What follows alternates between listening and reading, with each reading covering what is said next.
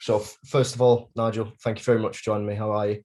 Yeah, no, I'm well. I'm still frustrated. I haven't been over there for over a year, but I'm planning to come over in April, so I'm really looking forward to that. It's been a very busy period at the club, of course, with the part company of Ross Embleton. Just talk me through the decision to part company with him. Well, Ross did a great job stabilising the ship 2 or 3 times last year. We gave him the job. We were very optimistic it was going to work out, and I think our expectations were fulfilled for most of this season. Ross got us as high as seventh.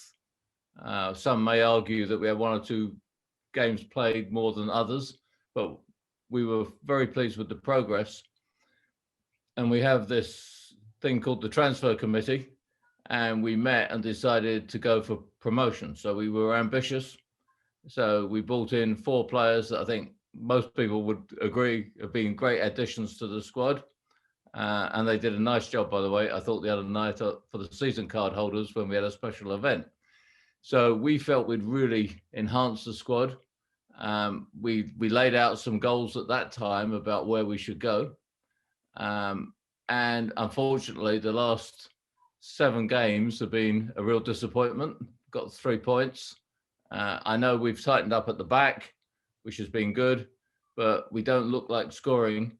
And we decided after the game yesterday that things had to change because this is a unique season. We all agree with that. You've got COVID, you've got clubs being financially supported with loans, even more than normal. So we felt we had the squad to really get there. And in terms of personnel, we felt that we should be a top 5 team at least. So we decided, unfortunately, to make a change. I want to say just what a fantastic job Ross has done for the club. He was one of our first employees. He did a spectacular job supporting Justin on the move from the National League back to the Football League. He was at my house here when we had the sad news about Justin's passing. And Ross and I had long discussions about coaching, about management, etc. And I think Ross will rise again, not at Leyton Orient, but he showed a lot of capability. And like all situations, I'm sure knowing Ross, he will find the last few weeks a learning opportunity. But I want to publicly say thank you to Ross. He will go down in our history books as one of the very best and really contributed an enormous amount to a club he loves. You really alluded to it there, Nigel, but Ross took the job in incredible circumstances, and that won't be quickly forgotten. That what he has done for the club and been a fantastic servant. Well, Ross is a first-class person. He's a person who people really like. My own family are very upset about this decision because everyone likes Ross. So he'll always be welcome at Leyton Orient. I love the way he thinks deeply about things. But unfortunately, football's a pretty tough business to be in. And when things don't go the right way, you have to make a change. I mean, we're a club with ambition. We're a club who I truly think can get back into League One. We all do. So that's a total board decision. And I truly think that we all should be optimistic for the future. I mean, I certainly am. And but sometimes you have to make the decision. It's not just football. I've had to make similar decisions at places like Dunkin' and Papa John's in the past. And looking forward and looking at the future now, the club have now announced that Jobi McAnuff will be the interim manager of the football club.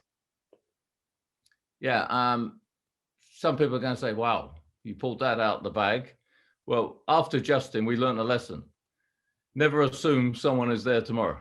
So we have a succession plan in place for all positions. We talk about it all the time. We've got a very long list of potential manager candidates. And by the way, just to pick up, we've decided with Jobi to call this position manager, not head coach, because there is a distinction. And I think head coach suited Ross very well. We think the style that Jobi's going to bring is going to be more of a managerial style, and that's what we discussed with him last night. I have to tell you, the interview we had with Jobi last night, and I've probably done tens of thousands of interviews, was one of the best I have ever been on. I mean, his clarity of thought. But the reason we chose Jobi is he's coming close to the end of his playing career. He's played over 700 games at multiple levels, far higher than us. He's worked under several managers. He's seen the best and the bad. He again is a person who thinks a lot about the game, but we think he's going to bring a cutting edge to the position, and he's a true leader. I mean, we've all seen it on the pitch. I mean, and he's going to make people truly accountable. I think with his knowledge, he'll be able to make changes on the fly. He's seen everything happen, and I think one of the things that was really impressive in the interview is what he's learned from some really terrific managers over time. People like Brendan Rodgers is one good example. So we had him in the frame. We grilled him last night for nearly 2 hours, and we feel 100% confident that Jobi is the person to take this job on an acting capacity. And Jobi will work with the existing backroom staff. Yeah, I mean, we talked about that. He has obviously known them all right through our National League stint back into the league. They're all capable people. We brought Danny Sender in during the summer. Again, because of COVID, I've not personally met Danny, but I've been impressed with Danny when he was stepping in for Ross. I've been impressed with his playing background. I've been impressed with the fact that when he's done interviews, he's been pretty clear. And my belief is the players like him and react to him. Like him may be the wrong word, but respond to him may be a better word. And then Dean is a first-class goalkeeping coach. And then we've got Matt Harrold, who I'll make a prediction here. One day will be a future manager, not necessarily of Leyton Orient, but somewhere. Matt's a guy who really loves football. He's transitioned very well into a new role, which is part scout, part coach, part analyst. And Matt is someone we've got tremendous confidence. Now, because I read everything that people write about Leyton Orient, remember, I'm a fan. They're going to say, why didn't you bring someone in from outside? I truly believe with people like Danny's experience, Jobi's experience, Dean's experience, and Matt's experience, we've got a lot of outside experience already at the club.